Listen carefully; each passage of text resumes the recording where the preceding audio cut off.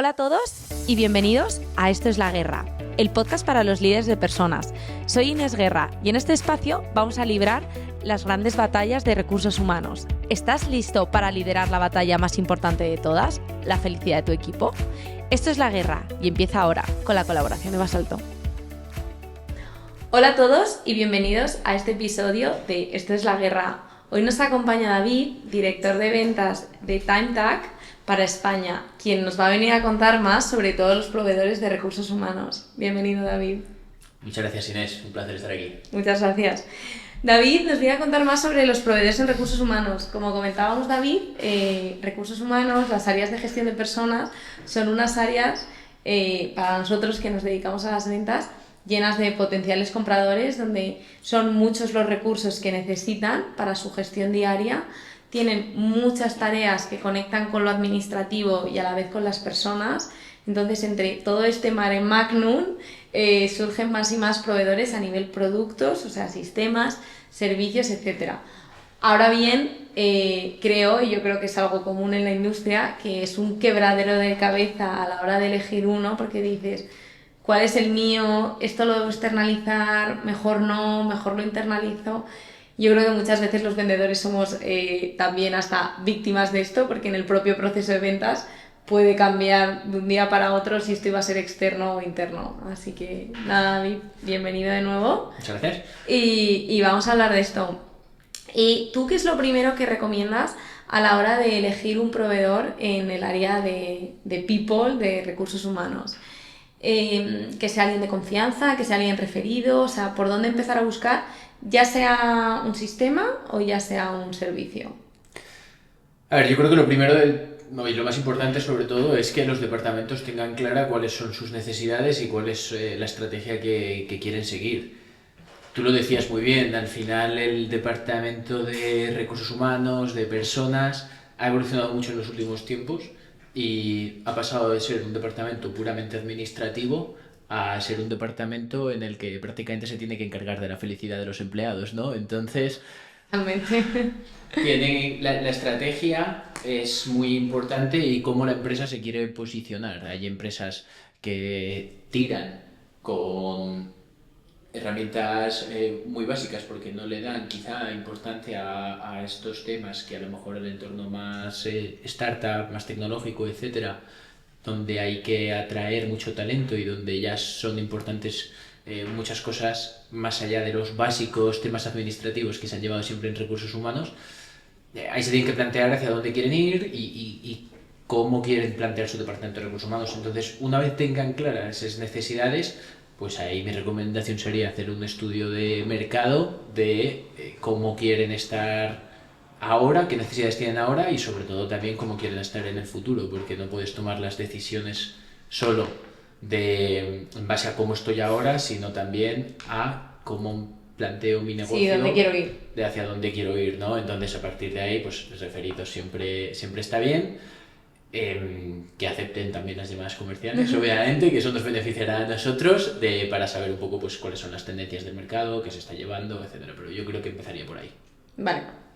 Y por ejemplo, aquí a la hora de ir a buscar un proveedor en el mercado, ¿cómo consideras que una persona de recursos humanos, vale, aceptamos unas llamadas de comerciales, ¿vale? Y avanzamos un poco más en el proceso, nos pasan 3 referidos, claro, entra en juego el tema del precio, ¿no? Donde siempre también es un tema fundamental y los equipos de HR aquí tiran bastante de esto y conforme al presupuesto. ¿En qué momentos tú recomendarías mirar más allá del precio y cómo entra esto en la funcionalidad, ¿no? O sea, ¿qué análisis debe haber aquí?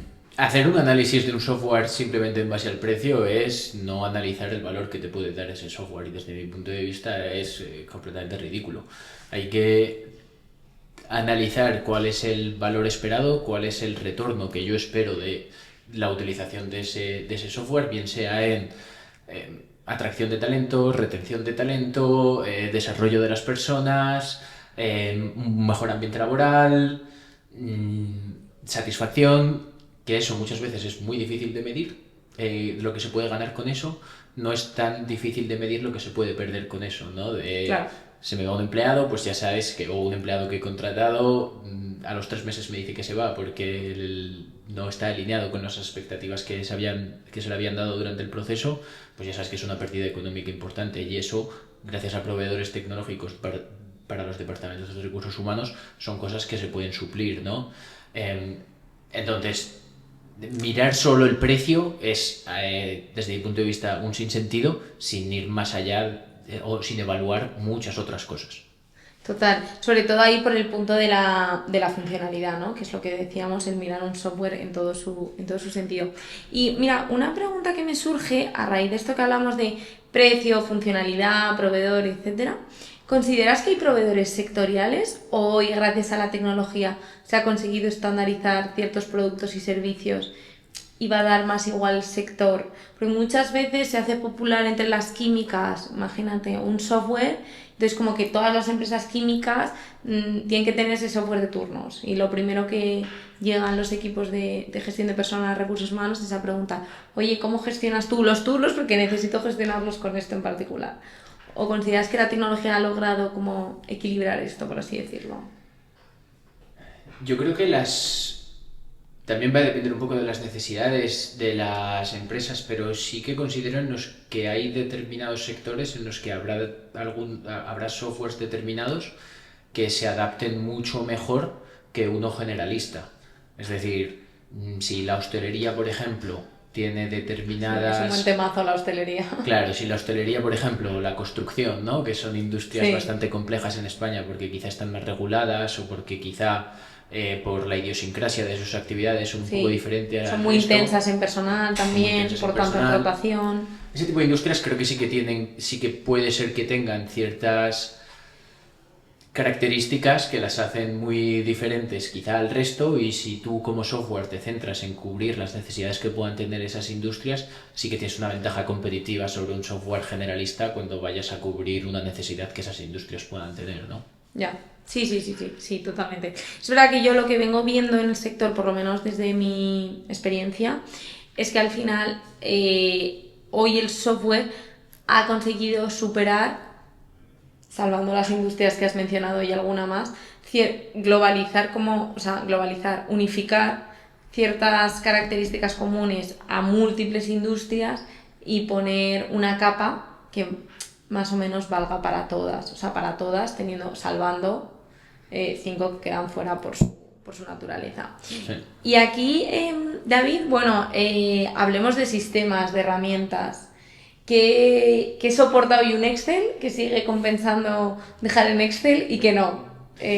Gran pregunta, yo creo.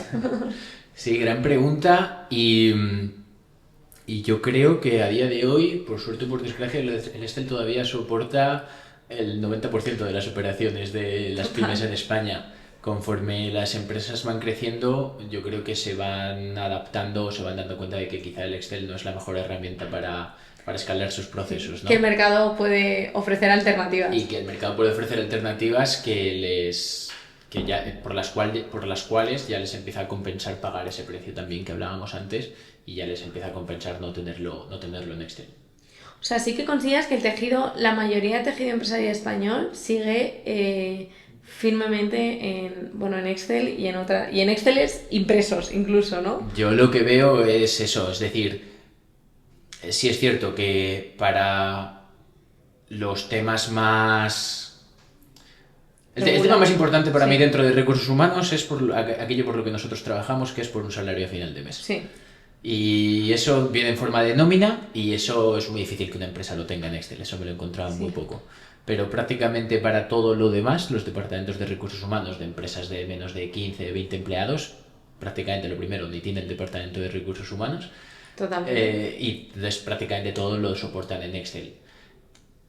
Y esto es la mayoría de empresas en España. La mayoría de empresas en España no supera los 10 empleados. Luego, obviamente, cuando estamos hablando de empresas más grandes, que ya tienen un departamento de recursos humanos como tal, precisamente yo creo que con la creación de esa figura de responsable de recursos humanos es cuando dices, vale, vamos a dejar también de trabajar con el Excel a ver qué herramientas me pueden ayudar a conseguir mis objetivos, porque contratar a una persona de recursos humanos para que siga llevando las cosas en Excel pues tampoco tiene mucho sentido. Ya, totalmente. No, y encima yo creo que ahí la diferencia es lo que tú decías al principio, ¿no? Que me ha encantado el hacer clic en que puedan recibir llamadas comerciales o comunicación comercial.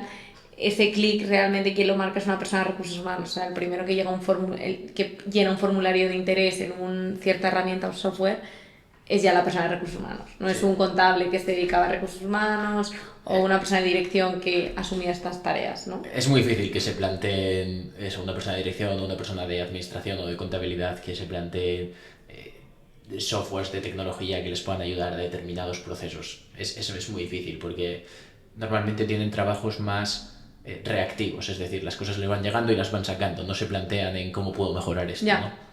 Ya, sí, totalmente. Y ahí sí que es un recursos humanos más leído desde un punto de vista administrativo de vamos a cumplir con lo que tenemos que hacer sí o sí por la ley, tipo unos fichajes y evidentemente notificar altas y bajas porque eso lo necesitamos hacer y normalmente lo hacemos apoyados de, bueno, ahora hablaremos más de esto, pero de una gestoría, de una asesoría pequeñita que nos resuelva esto y fin.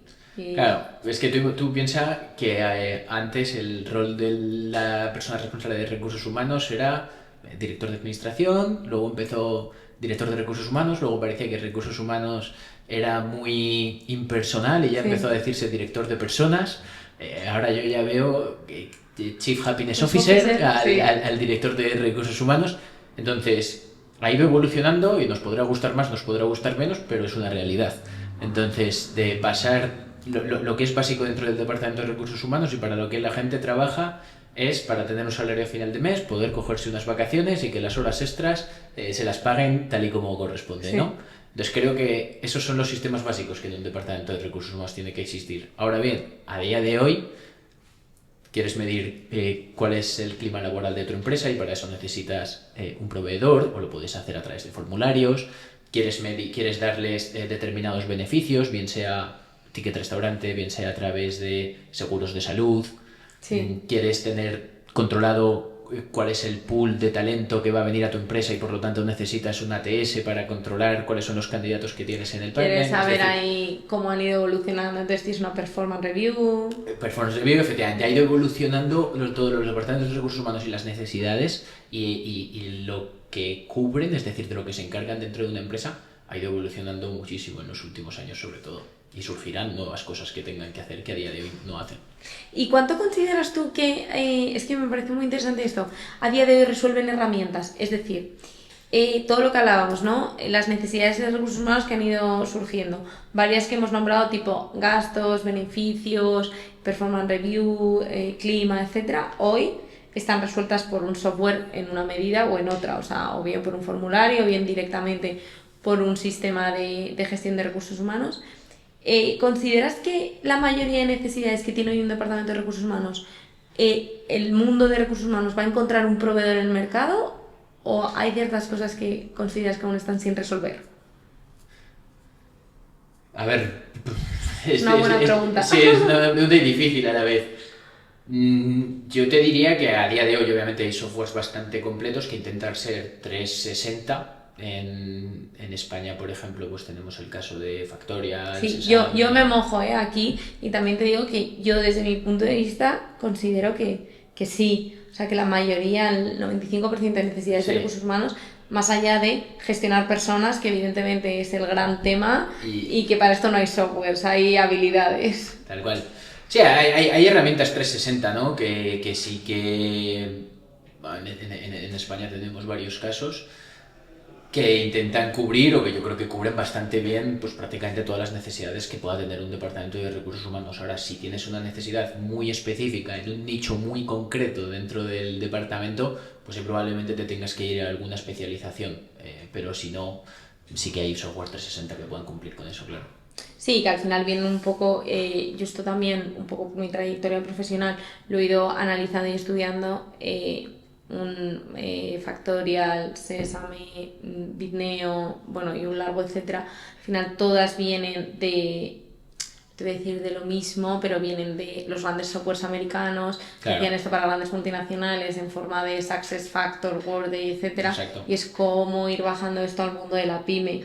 Sí. O sea, que no es nada más que aquellas necesidades que las grandes multinacionales antes parecían necesidades solo de grandes empresas, a día de hoy empiezan a partir de 10-15 empleados, como tú indicabas, empiezan a ser necesidades importantes. Sí, es muy buen apunte, efectivamente. Al final lo que han conseguido estas empresas es democratizar la digitalización dentro de recursos humanos en las pymes, que también hasta hace unos años pues era prácticamente impensable. Sí, sí, sí. Y luego también, bueno, herramientas más de nicho y más pequeñas que muchas veces, yo creo, vamos, por lo que he ido viendo, con TimeTag y otras herramientas, que al final es una necesidad muy específica donde legalmente tienes que cubrirla y dices, mira, para mí hoy es prioritario cubrir el papel, o sea, el requisito legal y que esto esté en regla. Todo lo demás lo puedo seguir gestionando de otra forma o no necesito una herramienta que me integre todo, porque para qué voy a ir a una macro herramienta para usar dos funcionalidades, ¿no? Claro, a día de hoy la mayoría de las pymes no crecen a doble dígito, como Claro. muchas de las startups crecen y no esperan o no van a tener un crecimiento el cual les haga tener que ir a un software 360 cuando tengan la primera necesidad dentro del departamento de recursos humanos. Entonces es un poco ir evolucionando a lo mejor tengo una necesidad muy concreta aquí, en un ámbito, a lo mejor no sé, en la gestión de vacaciones, Sí. y conforme vayan teniendo otras necesidades, pues me planteo quizá el unificarlo o tener herramientas separadas. Yo esto también lo he visto en sector y es que creo que es importante el saber analizar bien la necesidad, y esto al hilo de lo que veníamos diciendo para pues, la audiencia y en general la gestión de recursos humanos, saber analizar bien la necesidad actual, porque muchas veces nos vamos como a la imagen macro y es verdad que hay veces que al final soluciones muy potentes acaban como un poco demonizadas porque tú tenías al principio una necesidad más pequeña, la intentas cubrir con con una herramienta más potente, la herramienta potente requiere de un tiempo, dedicación, configuración, Claro. no la configuras bien y al final es como esto es una mierda y es como no, es que analicemos bien desde el principio tu necesidad, ¿no? Sí, por eso te decía en principio lo más importante es analizar la necesidad, porque si no te puedes acabar encontrando a que, claro, acabo de comprar un software que me permite hacer decenas de cosas, o tiene decenas de funcionalidades y al final, pues por darle un uso, las voy a hacer y acabo por hacer cosas o acabo por establecer procesos dentro de mi empresa que son completamente innecesarios, que son una pérdida de tiempo, pero por sacarle rentabilidad al software. Entonces, al final, estás siendo también, o tu estrategia la está marcando el que has comprado un software que tiene más funcionalidades de las que tú necesitas, pero tú tienes que tener muy claro hacia dónde quieres ir y qué es importante dentro del departamento de recursos humanos en cada momento de la empresa, en función de cuánto esté creciendo y de los objetivos que se tenga la empresa. Totalmente. Yo creo que esto es una conclusión muy buena y muy clave para la gestión de personas, saber analizar uno mismo muy bien su propia necesidad. Por supuesto que ahí los equipos de vendedores también deben hacer, oye, sus esfuerzos y cualificar bien, pero todo aquello que venga ya hecho de casa por parte de recursos humanos les va a permitir tomar decisiones de una forma más clara, yo creo. Mucho más clara y tener mucho más claridad en la dirección siempre te va a permitir saber qué es lo que quieres conseguir, no estar dando bandazos también de ahora necesito esto y a los 6 meses tengo que cambiar porque no cumple con mis expectativas, ¿no? Total. Tanto porque has contratado algo muy grande como algo muy pequeño. Exacto. Que luego no te crece y algo muy grande que luego te frustra porque sí. No lo sabes ni manejar.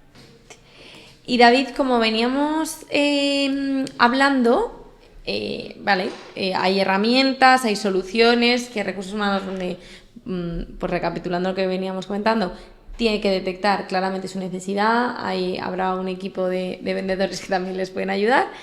Más allá de esto, vale, seguimos avanzando, recursos humanos, área de gestión de personas crece. ¿En qué momento aparecen ciertos servicios como, por ejemplo, el reclutamiento? ¿Y en qué momento tú tienes un equipo de talento para reclutar o, por ejemplo, lo externalizas? Y lo mismo que puede pasar con más proveedores, que aquí, si quieres, cuéntanos tú o ahora seguimos por ellos. Vale, buena pregunta. A ver, yo creo que, por ejemplo, en cuanto a la selección de talento y el internalizarlo o externalizarlo, va a depender de varios factores. Uno es, por ejemplo, la posición que estés buscando. Si es una posición, por ejemplo, muy clave para la empresa, ahí sí considero que hay firmas especializadas que te pueden aportar bastante valor a la hora de... y te puede llegar a compensar el externalizar este servicio, porque al final encontrar a una persona para un puesto directivo, por ejemplo, es algo muy clave y en lo que si lo quieres hacer tú internamente te puede llevar mucho tiempo, mucho esfuerzo y a lo mejor no tienes incluso las conexiones necesarias para llegar a ciertos perfiles que otras firmas sí que pueden llegar. Entonces, la posición que quieras ocupar creo que puede llegar a tener cierto sentido si es una posición relevante que lo puedas llegar a externalizar. Yo creo que esto que dices es clave porque muchas veces ya no depende tanto de la saturación del propio departamento, que a veces parece como que es que si tienes muchas vacantes abiertas, la número 7 externalízala porque ya no das para más, sino más bien el tipo de rol a encontrar. Sí. La segunda cosa por la cual creo que efectivamente también puedes externalizarlo es si quieres crecer, pues no sé, por 3 en cuanto al número de personas en un año, pues obviamente probablemente vas a necesitar cierta ayuda si quieres no bajar los estándares, ¿no? de contratación y de talento. Pero desde mi punto de vista es más importante casi la posición para lo cual la estás buscando que la necesidad que tú tengas de vacantes abiertas, por ejemplo. Total. Y bueno, y ahí yo creo que hacer un balance entre que, evidentemente, al final, al reclutar internamente, tú conoces bien la empresa, los valores, etcétera. Entonces, ¿en qué medida esto prima respecto a la posición, que quizás es una posición compleja de encontrar y que es lo que tú dices, que no tienes las conexiones? Entonces, yo creo que aquí va a depender un poco más del caso concreto, ¿no? Claro, al final lo que tú vas a utilizar a la empresa es, pues o a una firma externa desde mi punto de vista es para que te pase un filtro, para que te pase un filtro de candidatos y tú pues puedas dedicar el tiempo a hablar con ellos directamente y no tengas que estar dedicando ese tiempo a hacer ese filtro de los candidatos, ¿no? Para posiciones más, vamos a llamarlas básicas, ¿no? Sí. Pero más generalistas quizá. Sí, total. Y bueno, y llegando a un gran tema, que es la nómina, al final, esto lo comentábamos, todos trabajamos por una nómina al final de mes, un dinero que necesitamos para vivir y transaccionar en el mundo, y esto de momento no parece que la inteligencia artificial lo vaya a cambiar. Seguimos necesitando el dinero y por tanto la nómina al final de mes. Claro, hay empresas, y yo esto ya por mi experiencia personal me lo he encontrado, empresas de 70 empleados con nóminas internas, empresas de 800 empleados con nóminas internas pero que quieren externalizar, y bueno, y distintas combinaciones que aquí, por ejemplo, en un factor tan fundamental y sensible como es la nómina, aquí ¿tú qué recomendarías? ¿En qué momento compensa confiar en alguien externo o en qué momento quizás es mejor mantenerlo internamente? Hay que tener varias cosas en cuenta. A la hora de internalizarlo, por ejemplo, tienes que pensar, uno, cuánto me va a costar el salario de la persona a la que voy a pagar para que me haga las nóminas internamente y si ese salario es mayor o menor que lo que yo le pago al proveedor o al proveedor externo que tengo para que me haga las nóminas, ¿no? Ahí hay una primera cantidad con la cual puedes hacer números muy, muy rápidos. Si al final esa persona te cuesta 40.000 euros al año y tú le estás pagando 70.000 al proveedor al año, pues te puede llegar a interesar el internalizar. Pero hay que tener otra cosa, que es el riesgo de que esa persona se vaya, por ejemplo. O cuando esa persona pues se pone enferma o tiene o simplemente se va de vacaciones, ¿no? ¿Qué pasa en la empresa entonces? Y hay un soporte suficiente o hay un conocimiento suficiente, ¿no? Es decir, un riesgo muy grande de una empresa es que tú le des o que una tarea tan importante como es la nómina que hablábamos solo la pueda hacer una persona de 400 o solo sepa hacerlo una persona de 400. Eso es un riesgo muy grande y ninguna empresa se debería exponer a eso, ¿no? Entonces ya no es tanto solo que a nivel económico te pueda salir rentable ese salario o no, sino, vale, puedo, digamos, ese conocimiento que tiene esta persona hacer para que lo tenga más gente y en un supuesto caso de que se vaya, poder tener personas dentro de la empresa que pueden sacar ese trabajo. Pues ahí, si esas condiciones se dan, ya empieza a ser un momento en el que quizá te lo puedes plantear. Luego también tiene que ver con la complejidad de la nómina que tú puedas tener, también es otra variable a tener en cuenta, ¿no? Sí, yo la verdad es que aquí creo que es fundamental esto que dices de que más de una persona sepa el conocimiento porque, como decíamos, sí o sí, como empresa tú vas a pagar a final de mes y qué va a pasar en el momento en el que esta persona no esté, Claro, ¿no? no se me ocurriría que a mí como empleado me dijeran, bueno, este mes no vas a cobrar porque la persona de nóminas está de baja, ¿sabes? Yo diría, es un Sí. sinsentido, ¿sabes? No puede ser, Sí, simplemente no puede ser. sí, directamente, bueno, la cantidad de empleados que evidentemente es totalmente, no, ni te lo puedes llegar a permitir, o sea, ya no es que no pueda ser, sino es que no te lo puedes permitir. Entonces, sí, la responsabilidad que hay. Yo también he visto muchos casos de confidencialidad también que prefieren, ¿no? Además, también es algo bastante importante, efectivamente. Sí, para pues, bueno, los posibles fugas ahí de información que pueda haber, tenerlo controlado. En otros temas, como por ejemplo la gestión de gastos, aquí muchas veces, y yo creo que al hilo de lo que decíamos de que el Excel lo soporta todo, se siguen cumplimentando muchos textos de estos son mis gastos y se mandan unas fotos por correo, etcétera. ¿Tú cuándo consideras que esto realmente llega a merecer la pena o puede ser algo que se parche, por así decirlo? A ver, en la gestión de gastos es algo bastante sensible, por ejemplo, desde mi punto de vista, el que sea el empleado el que tenga que adelantar su dinero.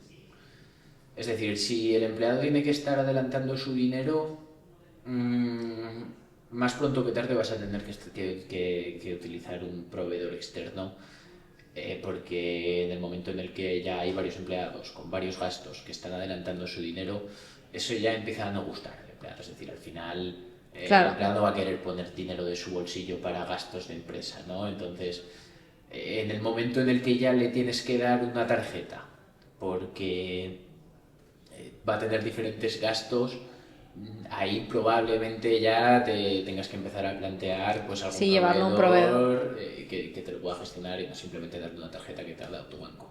Claro, claro. Sí, yo creo que esto es importante ver ahí, por ejemplo, aquí sí que es un tema muy importante la dimensión.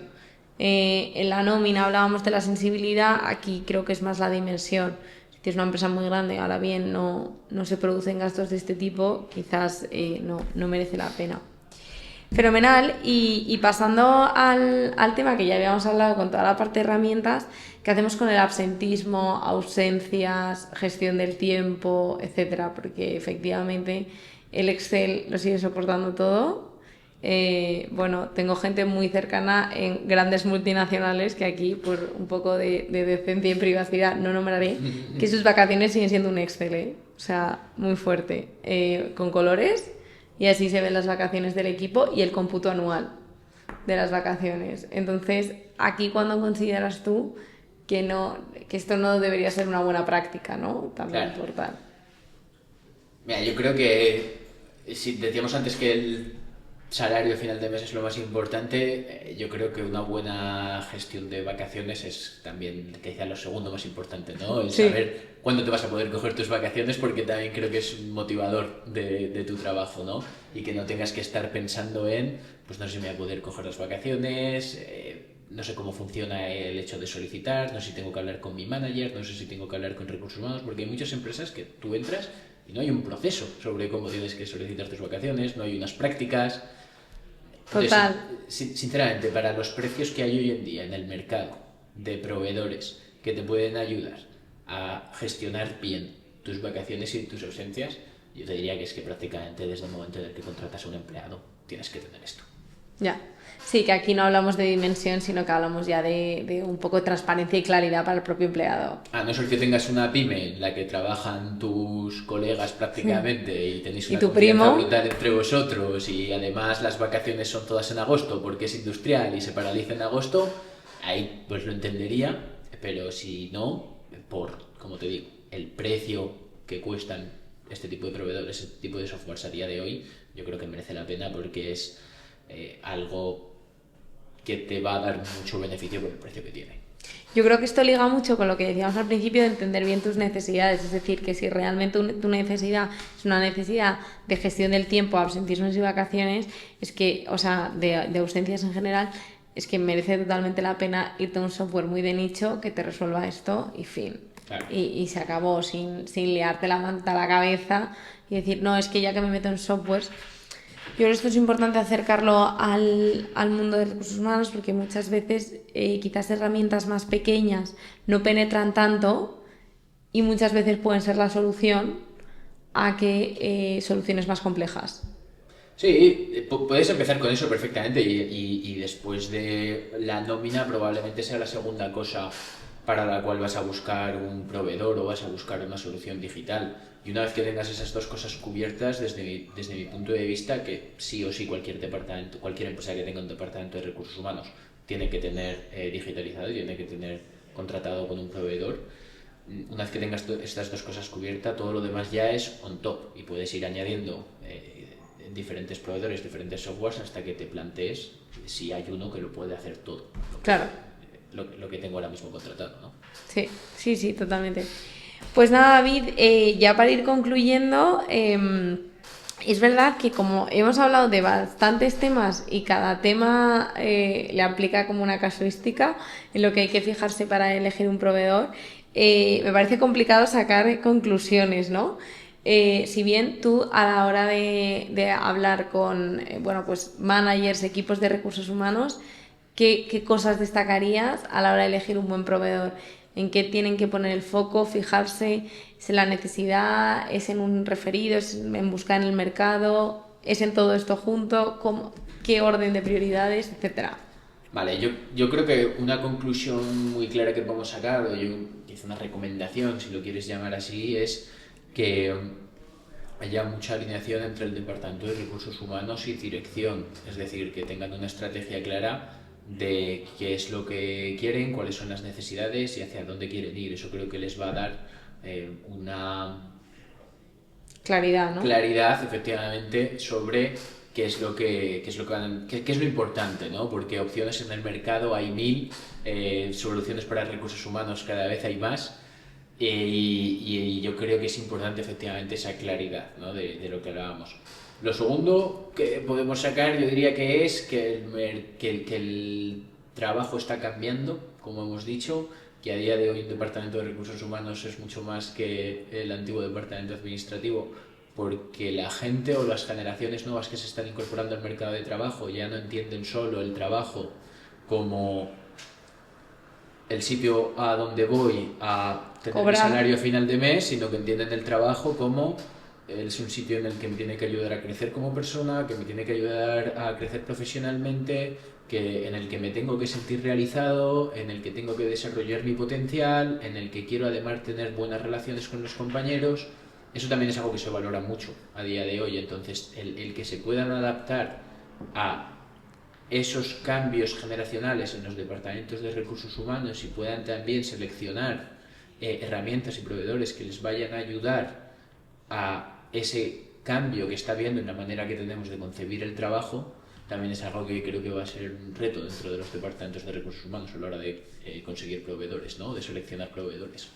Total, y que tengan esto muy en mente antes de seleccionarlos, porque si no, ahí luego puede haber una frustración entre lo que tú creías que ibas a solucionar y lo que verdaderamente hoy te trae y te soluciona. Efectivamente, y luego pues lo que también hablábamos, ¿no? De que no quieran construir la casa por el tejado, que empiecen quizás, si están empezando por lo más básico y en función que vayan teniendo más necesidades, pues ya se planteen cosas más completas o complejas, donde requieran pues de más horas de meterte al software, al proveedor, para entenderlo, para usarlo, para el onboarding, etcétera, que muchas veces es completamente necesario el hacerlo y el retorno es bastante positivo, pero quizá no lo tienen que hacer desde un inicio, ¿no?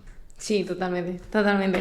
Pues nada, mil gracias, David. Para todos los demás dejamos toda la información sobre David, así como el link a su LinkedIn y a tu puesto actual, ya que creo que puede tener mucho sentido con todo esto que hablamos de proveedores para los equipos de personas y recursos humanos. Y ha sido un placer. El placer es mío, Inés. Muchas gracias.